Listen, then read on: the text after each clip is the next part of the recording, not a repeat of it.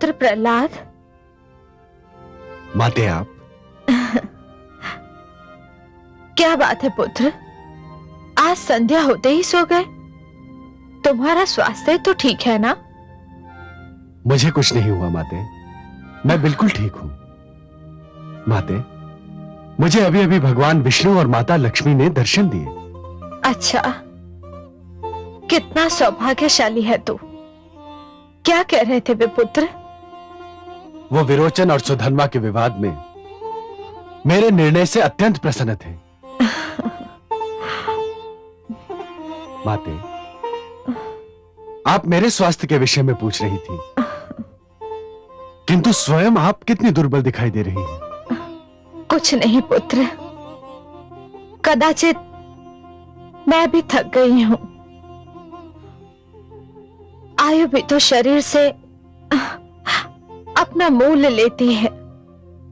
वृद्धावस्था में पग धर चुकी हूं मैं। मुझे कुछ और संदेह हो रहा है माते। संदेह? कैसा संदेह पुत्र? मैं बहुत अभागा हूं माते। यह तो क्या कह रहा है पुत्र? हाँ माते, मैंने 2 बार आपके मन को ठेस पहुंचाई है। एक बार जब मेरे कारण पिताश्री का वध हुआ। मैं जानता हूं माते कि आप पिताश्री से कितना स्नेह करती थी, कितनी सेवा करती थी आप उनकी। पर जब समय आया तो मैं विवश हो गया, कुछ न कर सका। और इस बार फिर जब मैं आपके लाडले पौत्र को वो न दे सका जो वो चाहता था, आपने पहली बार मुझसे कुछ मांगा और मैं दुर्भाग्यवश आपको वो भी न दे सका। इसी कारण आप निराश और अस्वस्थ हो गई हैं माते। नहीं पुत्र,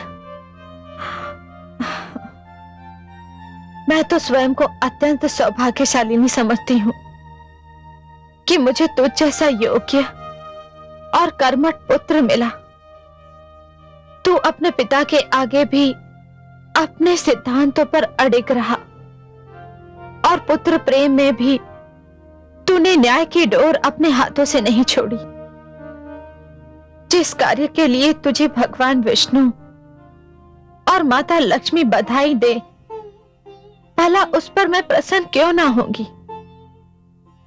तेरा न्याय देखकर तो मेरे भी नेत्र खुल गए पुत्र। मैं तो स्वयं तुझसे क्षमा याचना करने आई थी। ऐसा मत कहिए माते, आपने मेरे कारण जीवन में बहुत दुख झेले हैं। मैं तो कई जन्मों में भी आपका ऋण नहीं चुका सकता। नहीं पुत्र, मुझे तभी चैन आएगा जब तू एक बार अपने मुख से ये कह देगा कि तूने मुझे क्षमा कर दिया। ये क्या हो गया आपको माते? तू नहीं समझेगा पुत्र, बस एक बार कह दे कि तूने मुझे, पुत्रवधू धृति को और पौत्र विरोचन को मन से क्षमा कर दिया है। पुत्र, मैं जब तक ये शब्द नहीं सुन लूंगी, मेरी व्याकुलता कम नहीं होगी। माते, माते, अरे कोई है? माते,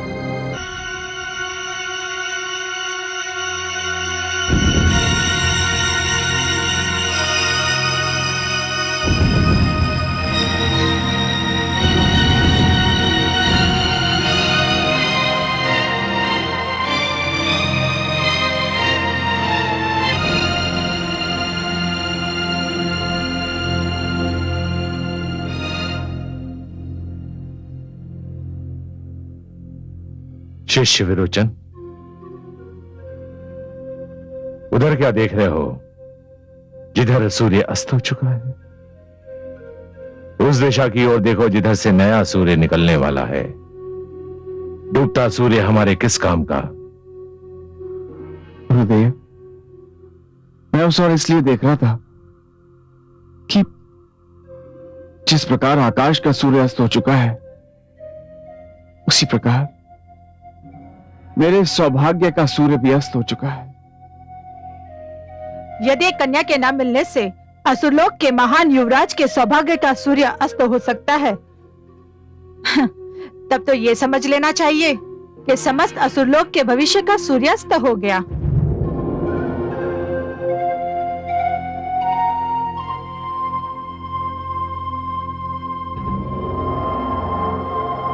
क्या एक कन्या को पाने की इच्छा में इतना ताप था कि उसने एक युवराज के समस्त उत्तरदायित्व, एक भावी सम्राट के समस्त कर्तव्य मोम की भांति पिघला दिए?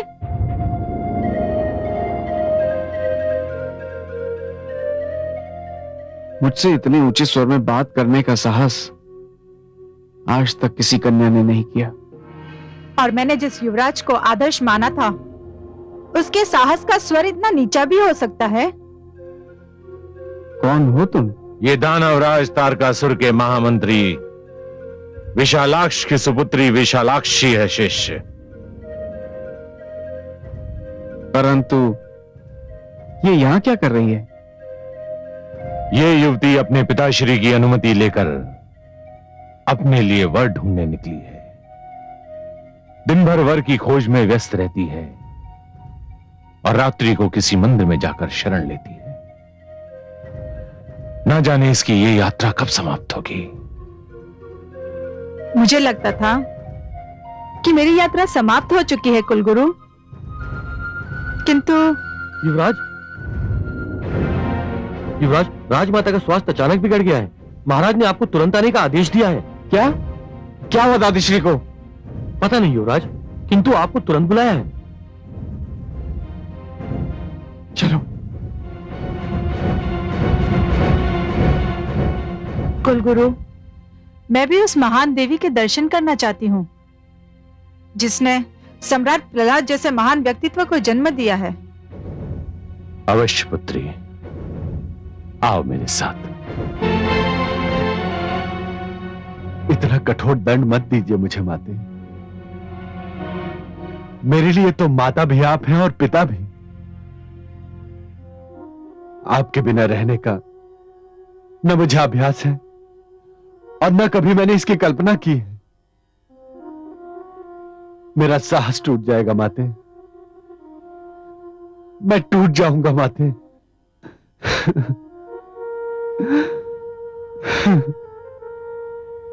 पुत्र प्रहलाद, उस मां से अधिक सौभाग्यशाली कौन होगा जिसे अपनी अंतिम यात्रा के लिए अपने पुत्र के सशक्त कंधे मिल जाए।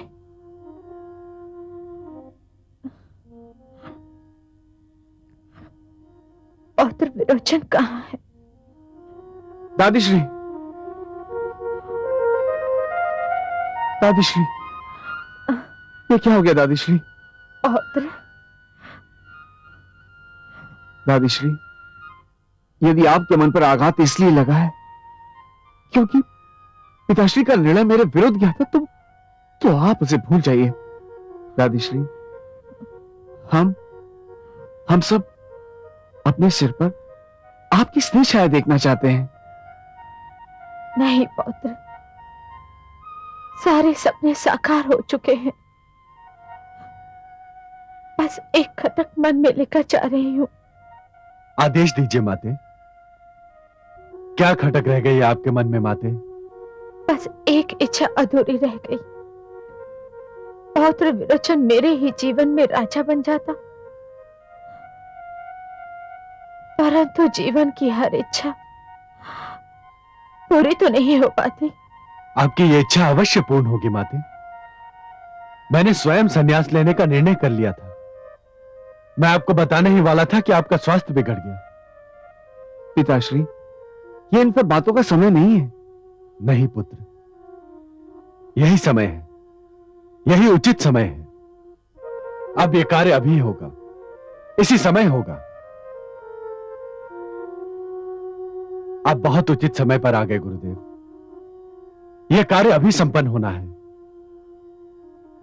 दासी,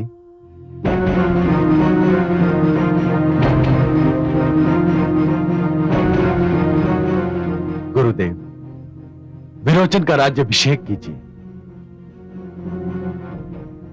पुत्र विरोचन,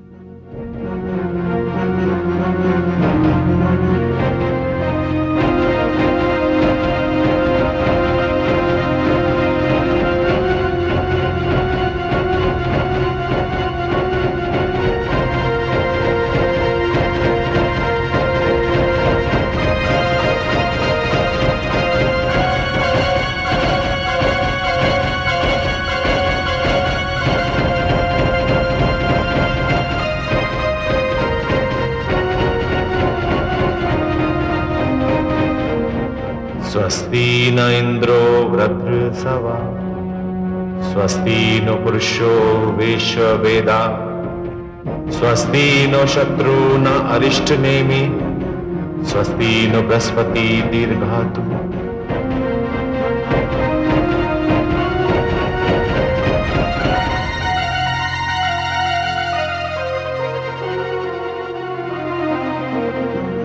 आयुष्मान भव।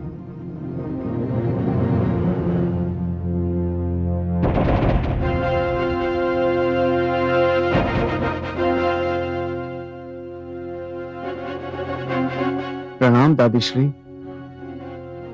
यशस्वी हो पौत्र। मुझे एक वचन दे पौत्र। आदेश दीजिए। तू आजीवन अविवाहित रहने का संकल्प नहीं करेगा।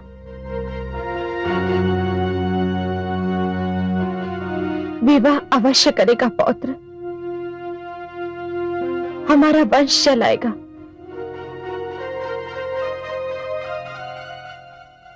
दादीश्री, मैं तो आपकी इच्छा पूरी करना चाहता हूं, परंतु कदाचित ये मेरे भाग्य में नहीं लिखा है। अपने व्यवहार के कारण मैं दीपावली के योग्य नहीं रहा, और लगता है आज भी भाग्य ने यह अवसर मुझसे छीन लिया। नहीं युवराज,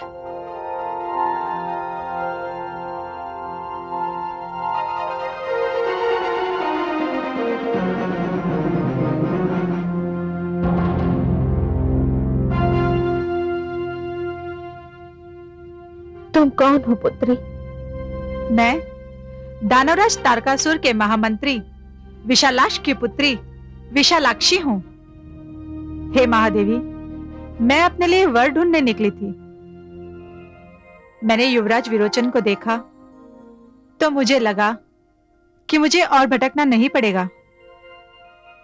मैं आपसे निवेदन करती हूँ कि यदि आप मुझे युवराज के योग्य समझें तो मैं उनसे विवाह के लिए तैयार हूँ। परंतु मेरे पास इतना समय नहीं है पुत्री। यदि आप अनुमति दें तो मैं अभी इसी समय युवराज से गंधर्व विवाह कर सकती हूँ। चुक चुक जियो पुत्री। तुमने मेरी अंतिम यात्रा सरल कर दी। मेरी सारी इच्छाएं पूरी हो गई। हे गुरुदेव, इस मंगल कार्य को अभी कर दीजिए। अब मेरे पास अधिक समय नहीं है। पुत्र विरोचन,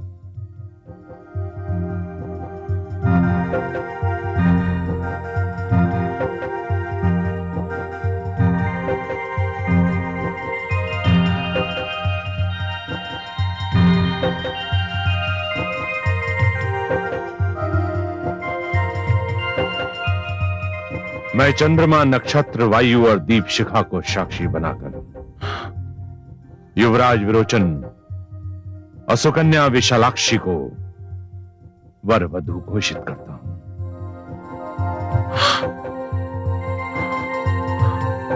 पुत्र प्रहलाद। दादीश्री, माताश्री, दादीश्री, माताश्री।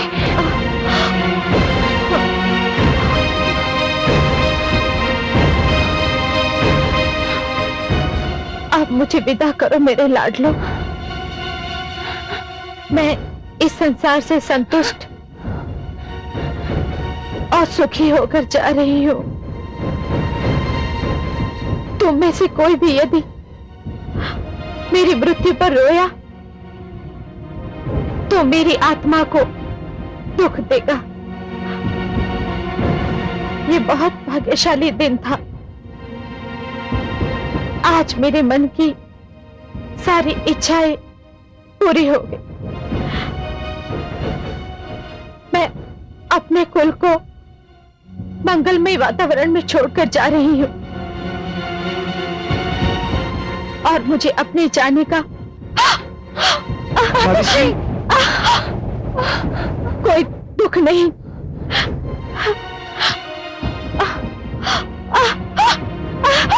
मातोश्री, दादीश्री,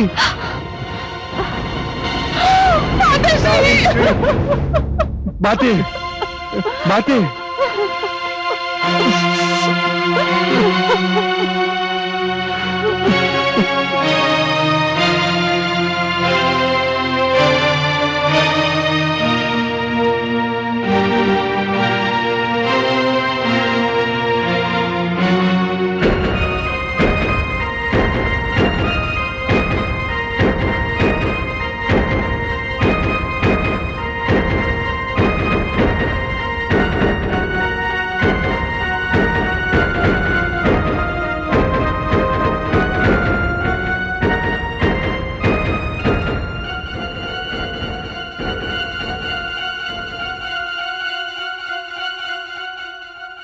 यशस्वी भाव।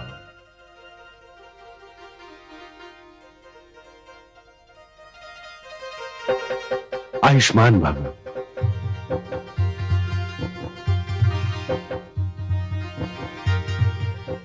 सुखी रहो। तेजस्वी भव पुत्र। आओ।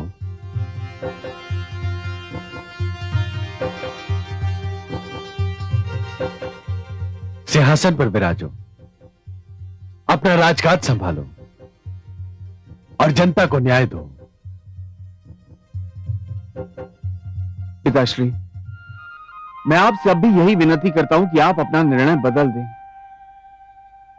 असुरलोक को आपकी आवश्यकता है, मुझे आपकी आवश्यकता है और प्रजा भी यही चाहती है। पिताश्री, आपके होते हुए मैं स्वयं को इस सिंहासन के योग्य नहीं समझता। योग्यता तब तक सिद्ध नहीं की जा सकती जब तक उत्तरदायित्व की चुनौती स्वीकार न की जाए। पुत्र, हर पीढ़ी का कर्तव्य है कि वे नई पीढ़ी को आगे आने और अपनी योग्यता दिखाने का अवसर दे। मुझे बहुत प्रसन्नता है कि तुम मेरे रहते ही सिंहासन पर बैठ रहे हो और मुझे विश्वास भी है कि तुम अपने उत्तरदायित्व को भली भांति निभाओगे।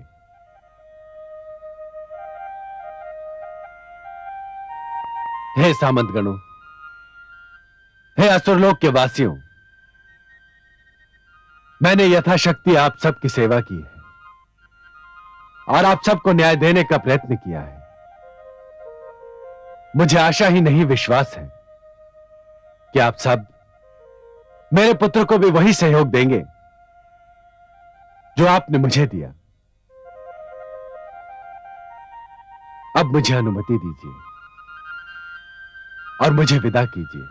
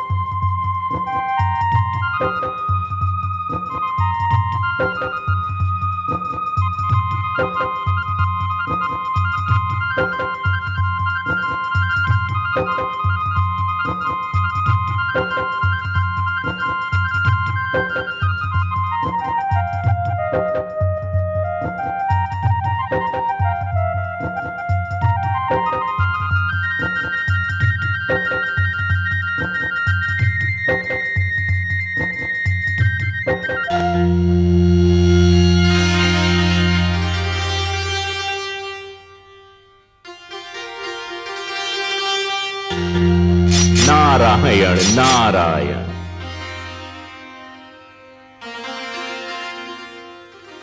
आज बड़ी प्रसन्न दिखाई दे रही हैं माते। हाँ देवर्षि, मेरा पुत्र प्रहलाद कितना महान है।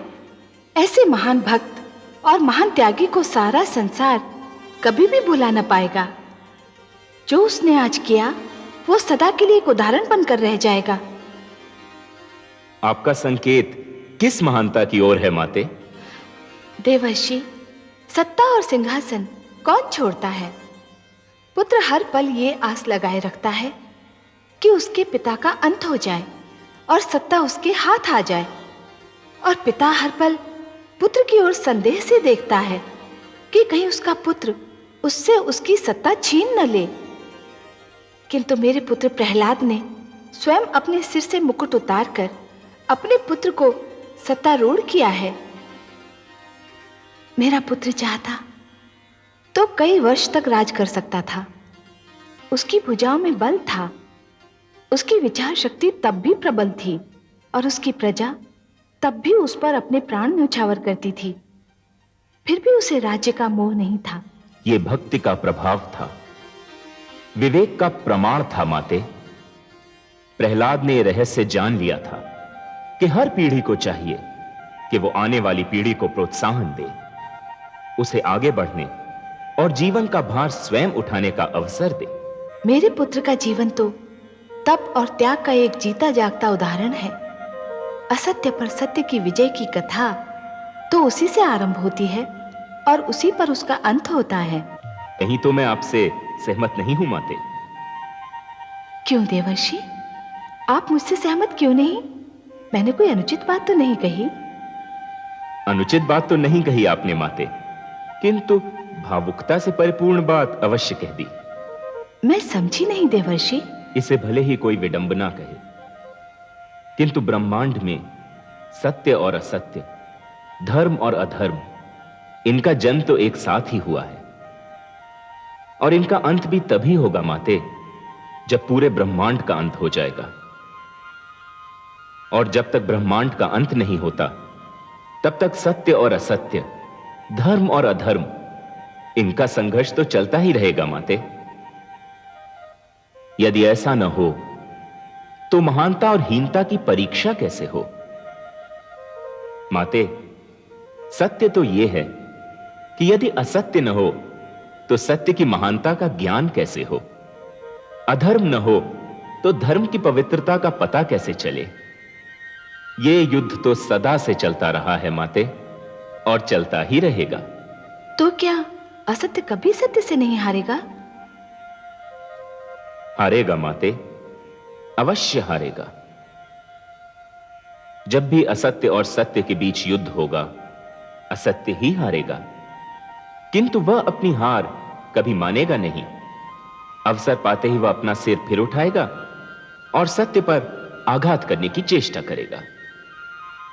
माते, सूर्य के तेज से भयभीत होकर अंधेरा भाग जाता है, किंतु जैसे ही दिन भर की यात्रा करने के उपरांत सूर्य थककर चूर हो जाता है, अंधेरा पुनः अपना सिर उठाने लगता है।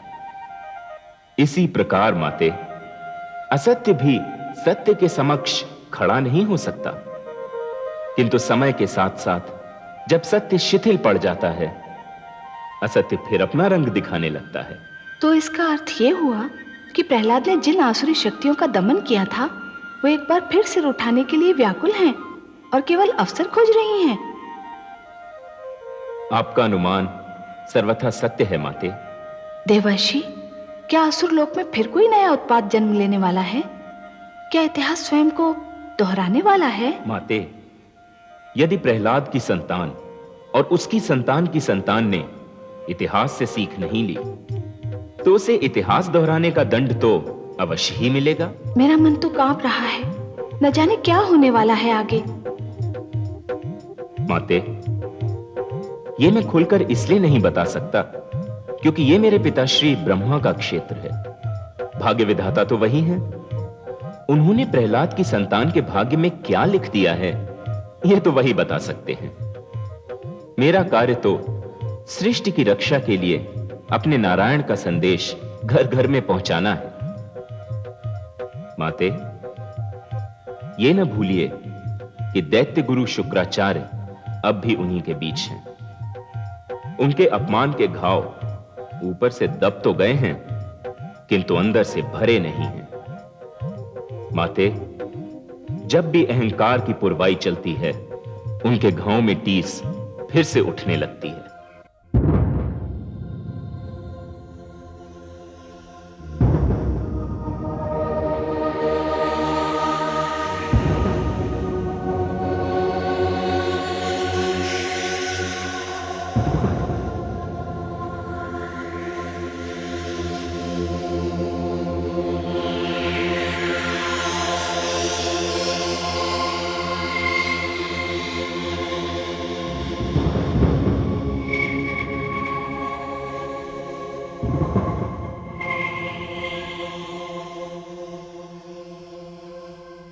पुत्र, पिताश्री आप?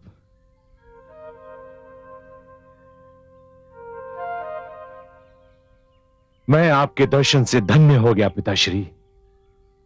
विश्वास कीजिए, कई दिनों से इच्छा हो रही थी कि मैं स्वयं चलकर आपके चरणों में शीश नवाऊं, परंतु अवसर नहीं मिला, यही ना? मैं जानता हूं पुत्र,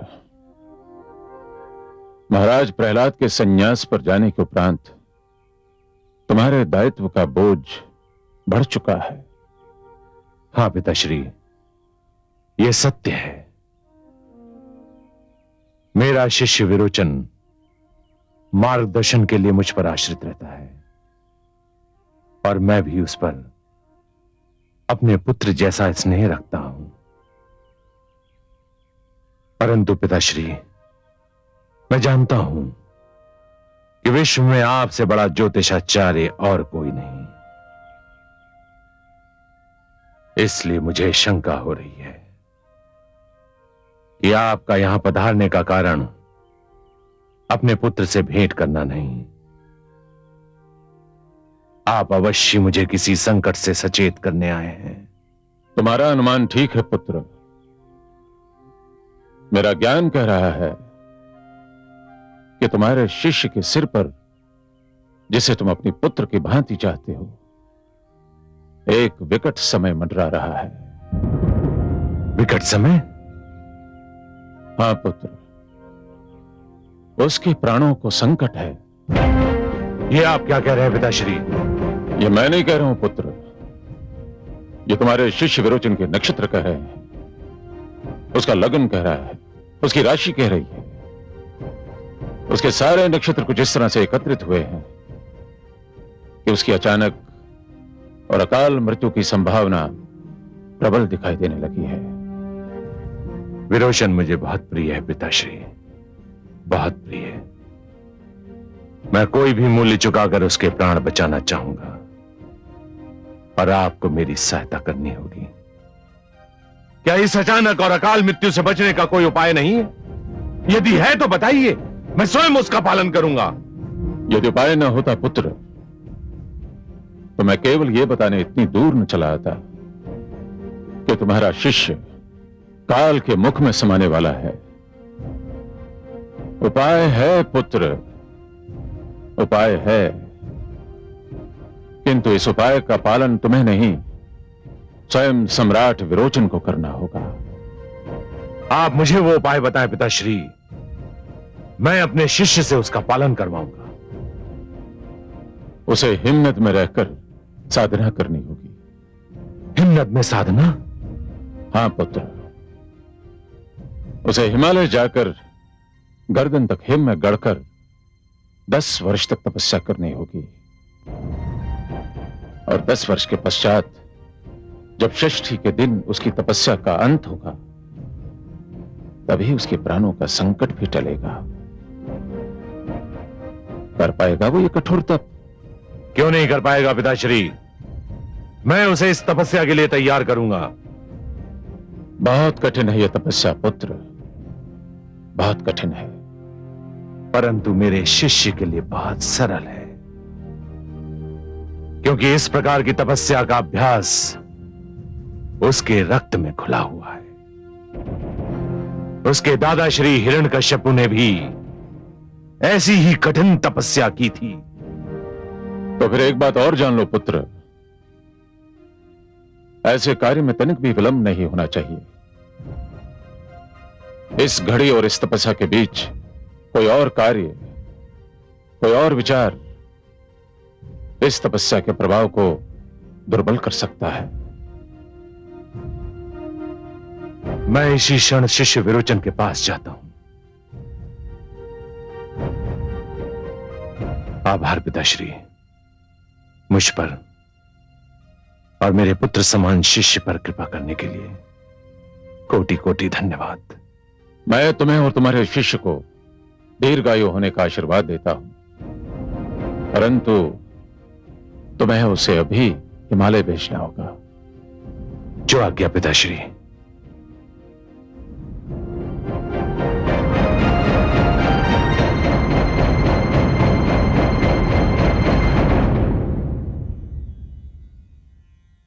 इसी समय गुरुदेव? हाँ शिष्य, केवल इसी समय नहीं, इसी क्षण। परंतु गुरुदेव, महारानी विशालाक्षी किसी भी क्षण मेरी संतान को जन्म दे सकती है। वो प्रसव पीड़ा में है। मैं आपको वचन देता हूं, अपनी संतान का मुख देखते ही मैं यहां से चला जाऊंगा। मैं तुमको परामर्श दूंगा कि संतान का मुख देखने की प्रतीक्षा मत करो। एक एक पल मूल्यवान है। संतान को संसार में आने में विलंब भी हो सकता है, और इस विलंब से कोई अंतर भी नहीं पड़ता। परंतु तुम्हारी तपस्या में विलंब घातक सिद्ध हो सकता है। ठीक है गुरुदेव, यदि आपकी यही इच्छा है तो मैं आपके आदेश के समक्ष सिर झुकाता हूं। मुझे अनुमति दीजिए गुरुदेव। बधाई हो महाराज। महाराज, बधाई हो महाराज। महारानी ने चंद्रमा समान पुत्र को जन्म दिया है।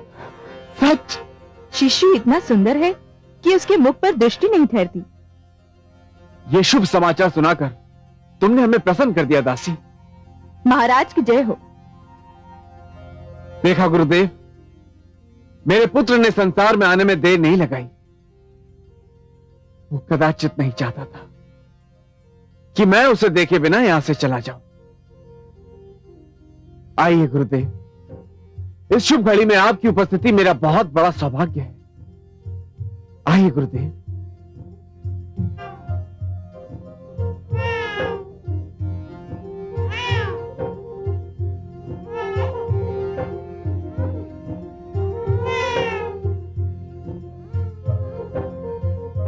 महारानी, महाराज और कुलगुरु पधार रहे हैं।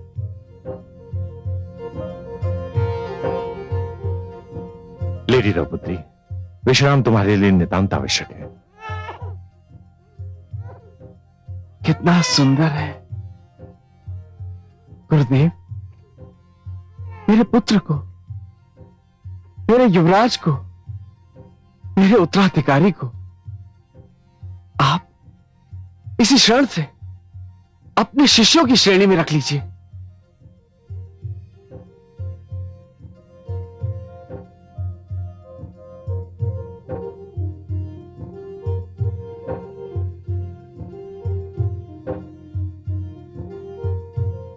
मैं इसका गुरु बनना स्वीकार करता हूं।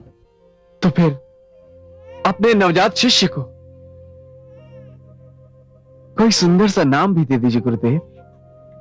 इसका नाम तो मैंने इसके जन्म लेने से पहले ही सोच लिया था।